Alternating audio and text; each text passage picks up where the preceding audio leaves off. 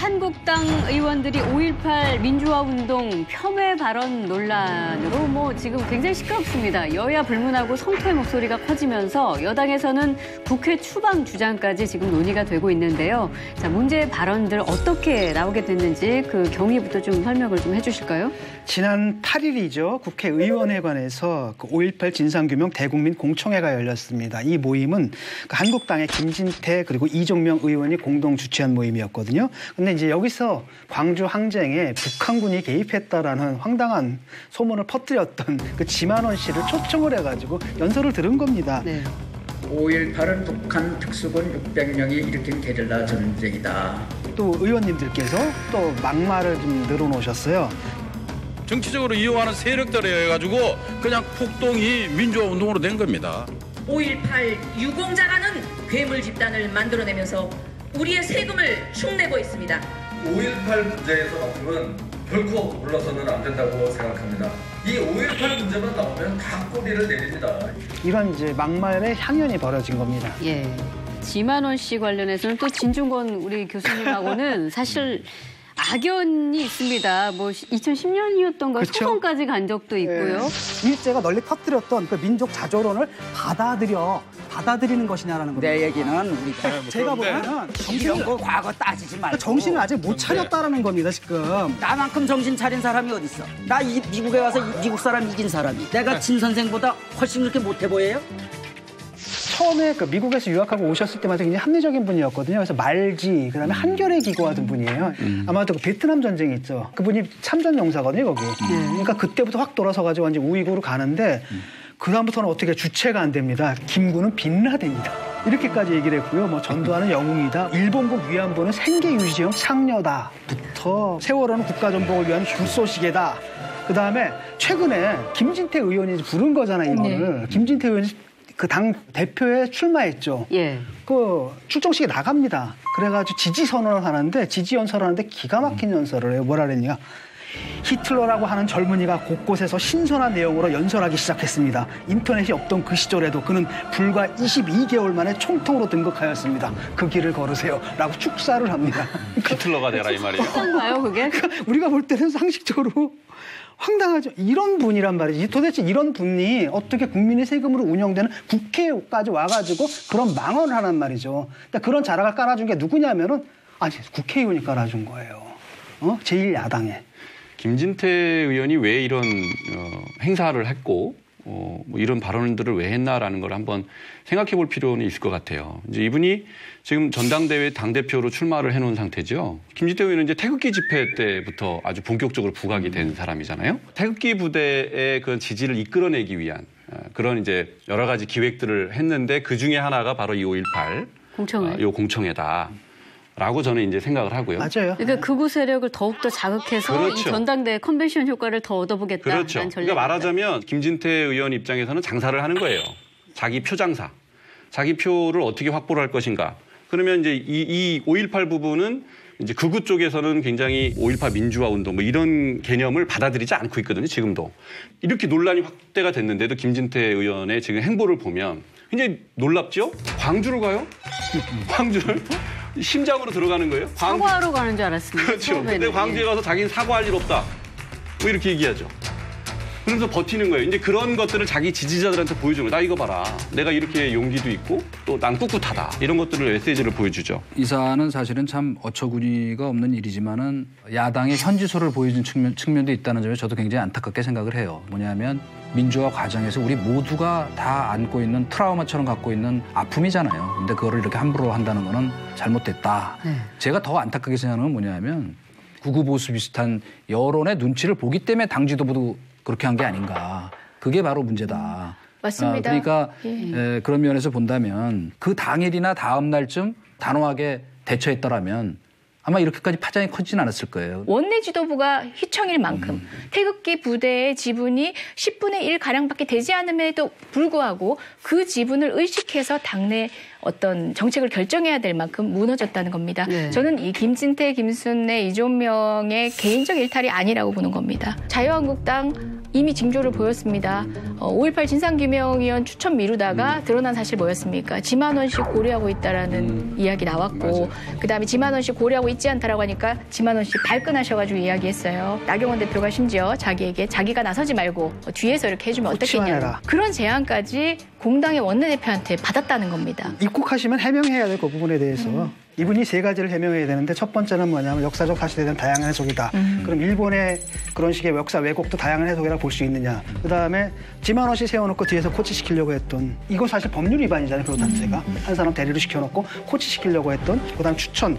왜 하필이면 자유한국당에서 추천한 이 세 사람들이 다 5.18 폄훼한 이런 경력을 가진 사람들 추천했는데 당신들이 추천한 이유가 뭐냐, 근거가 뭐냐 이걸 해명을 해야 돼요. 그거는 뭐 말하자면 비판하는 입장에서 그렇게 할 수 있지만 진짜 걱정하는 거는 여기에다가 보수라는 그 이름을 붙이는 게 저는 사실 어떻게 보면 좀 부끄러운데 이런 상황이 자꾸 생기면 그건 정치 발전에서도 바람직하지 못하다. 그래서 이거는 잘라내야 됩니다. 이게 사실 어제 오늘의 일은 아니고 계속 그 문제가 됐었던 거잖아요. 5.18 폄훼하는 발언들이 계속 있었고 전두환 회고록도 있었고 그래가지고 이제 법에서 법을 만들자는 생각까지 나온 건데 독일식이거든요. 그러니까 독일에는 푹스페해중이라 해서 대중선동 엄격하게 처벌합니다. 그러니까 이런 발언하면 독일에서 그냥 구속이고요. 구속 이전에 그냥 사회적으로 매장이거든요. 5.18 진상규명이 앞으로 또 어쨌든 간에 위원들 이제 위촉돼서 활동을 하게 될 거 아닙니까? 법에 보면은 진상규명 대상이라고 나와 있어요. 그 내용 중에 이제 북한군 개입 여부라는 유사한 내용이 있습니다. 근데 그게 들어오게 된 이유는 그걸 오도했던 그 행위에 대한 진상규명을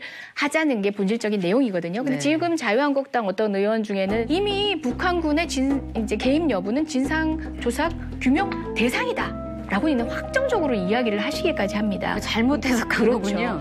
분명히 포커스를 맞췄던 건 지만원 씨가 이미 명예훼손으로 손해배상까지 하고 난 이유입니다. 상처받았던 피해자에게 2차 피해, 3차 피해를 가져다 준 그 행위에 대해서 바로 잡자는 게 진상규명 관련법의 내용이라는 거 다시 한번 확정적으로 말씀드립니다. 그러니까 이게 사실상 처음 있는 일이 아닌데 그중에서도 5.18 유공자 명단을 투명화해야 한다. 이 주장은 이미 법적으로 공개 불가 판결이 내려진 사안이거든요. 근데 그럼에도 불구하고 왜 이렇게 끊임없이 문제 제기를 하는 걸까요? 5.18이 굉장히 우리 민주주의 역사에서 굉장히 중요한 일이었고 숭고한 우리의 역사인데 그 역사에 흠을 비집고 들어가서 정당하지 못하게 혜택을 입은 그런 사람들이 있다라는 의혹이 제기된 거예요. 근데 이제 그렇기 때문에 명단을 공개하자. 이렇게 얘기했으라면 아무 문제가 없었을 거예요, 제가 보기에. 5.18의 본질에 대해서 부정을 하는 바람에 자기네가 원래 하고자 했던 말이 다 묻혀져 버리는 거죠. 접근이 잘못된 거죠. 그런데 이제 5.18 유공자 명단은 일단은 법원에서는 기각이 됐었어요. 공개를 해서는 안 된다라고 기각이 됐는데 그 이유는 공로 내용이 밝혀지면 이 사람의 사생활이 공개가 되기 때문에 보호해야 된다. 이런 취지였습니다. 그런데 아마도 그래서 명단 자체가 뭐 성역이다 이런 취지는 아니고요. 다시 만약에 신청을 한다 그러면 그런 개인의 사생활의 보호가 문제가 없는 예를 들어서 이름과 생년월일 정도 요 정도를 공개해라. 그 부분은 제가 말씀을 드릴게요. 5.18 단체에서 한 이야기가 있습니다. 그러니까 유공자 명단 4,000명이 5.18 기념문화재단 지하실에 이미 다 공개가 돼 있고 다른 유공자들은 공개하지 않는데 우리는 생년월일까지 다 공개가 되어 있다.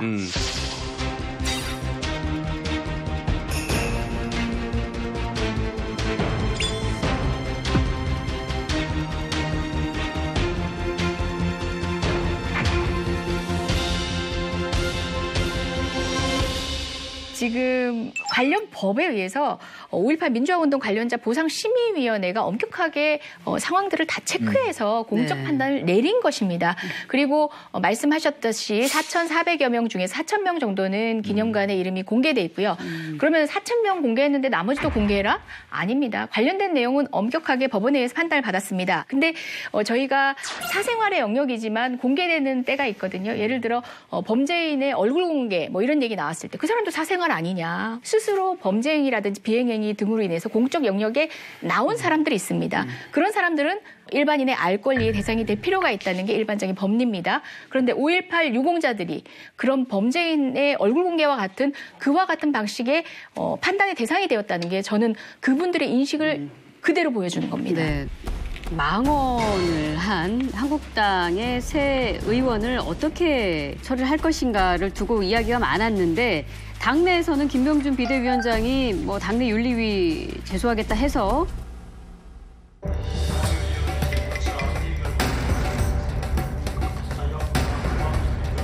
이종명 의원만 제명을 시키고 김진태, 김술래 의원은 징계 유예 방침을 내렸거든요. 이유는 이제 전당대회 출마 후보자의 경우에는 이제 징계 유예 조치를 내린다는 당원 당규에 따라서 했다. 그리고 이제 셀프 회부를 했던 자신, 이 김병준 비대위원장은 주의 조치를 내린 거란 말이죠. 아마 이종명 의원은 후회하고 있을 거예요. 본인도 후보자 신청 낼 걸 최고위원이라도. 근데 그것도 웃기는 게 뭐냐면 징계를 진작 했으면 되는 거예요. 그 시간 다 준 겁니다. 출마 시간까지 다 준 다음에 그다음에 이제 와가지고 이게 판 깨질까 봐. 흥행성이 떨어질까 봐 이거 고민하면서 이걸 유예를 해준 거죠. 근데 이미 당내 징계를 언급한 것 자체부터가 여론을 의식하지 못한 거죠. 국회 내에서는 지금 제명 윤리 제소를 여야 사당이 함께 진행을 했습니다. 하고 있는 중입니다. 우리는 이런 언동을 하신 분들이 국민의 대표자로서 민의의 정당에 남아있는 게 온당한가의 이야기를 하고 있는데 한참 주소를 벗어난 논의를 하고 있었던 거죠. 최고의 징계를 하든 징계를 유예하든 뭐 50보 100보 다를 게 없는 상황이었습니다. 만약에 이종명 의원이 사실상 뭐 출당 조치를 받게 되더라도 의원직은 유지를 하게 되는 거죠. 그러니까요. 근데 이제 재밌는 거는 이분들을 제명하더라도 자유한국당한테는 전혀 타격이 없다는 거예요. 그렇죠. 전혀 타격이 없어요. 이 사람들이 제명돼도 비례대표잖아요. 두 분이. 그렇기 때문에 자유한국당의 후순위자들이 또 승계를 합니다. 그렇죠. 그래서 자유한국당에는 별로 어떻게 하든 간에 별로 손해될 건 없는데도 소위 의석수에 영향을 전혀 미치지 않는 이렇게 거죠. 미적거리고 있는 거예요. 그게 이제 뭐냐면은 자유한국당의 태생이 원래는 그 민자당이잖아요. 거기에 이제 김영삼 계가 들어와가지고 있었는데 김영삼 대통령이 정권을 잡으면서 사실 역사를 좀 청산을 했거든요. 두 분 대통령을 갖다 감옥에 보냈고 그다음 민주화 운동이 됐고 그게 사실은 지금의 자유한국당 그 정권에서 했던 거예요. 그걸 갖다 자기들이 지금 다 뒤엎고 있는 거거든요. 그래서 결국은 어디로 돌아가냐면은 저 옛날 민정당으로 돌아가 버린 거죠. 민정당 체질이라고 얘기하셨는데 사실 그런 면이 없는 건 아니에요. 왜? 지난번에 자유한국당이 아직도 탄핵 이후 분당 사태로 그 안에 그래도 비교적 합리적 개혁 세력이라고 얘기할 만한 분들이 지금 어쨌든 떨어져 나가 있다고요. 많이 돌아왔지만 상당 부분. 그런 가운데서 박근혜 대통령 탄핵의 정당성에 대해서 인정 못하겠다고 하는 세력이 지금 중심을 잡고 흔들고 있는 거 아니겠어요? 근데 나는 그 다수라고 생각하진 않아요. 그리고 초기에 이거를 신속하게 말하자면 대응을 했더라면 꼭 징계 수위가 높지 않더라도 확산이 안 됐을 거예요. 근데 뭐 다양한 견해가 있을 수 있다.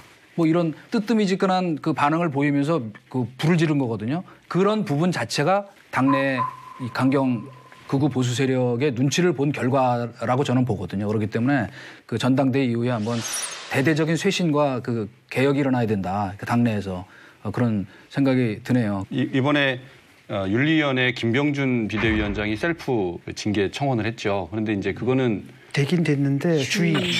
예, 근데 이제 공식적인 징계는 아니고. 그렇죠. 근데 아까 얘기한 김병준 위원장의 그 발언이 정도의 차이가 조금 있지만 근본적으로는 5.18 민주화운동을 부정하는 그런 근간에서 얘기했기 때문에 저는 그 발언에 대해서 저는 징계가 됐어야 된다고 생각하고요.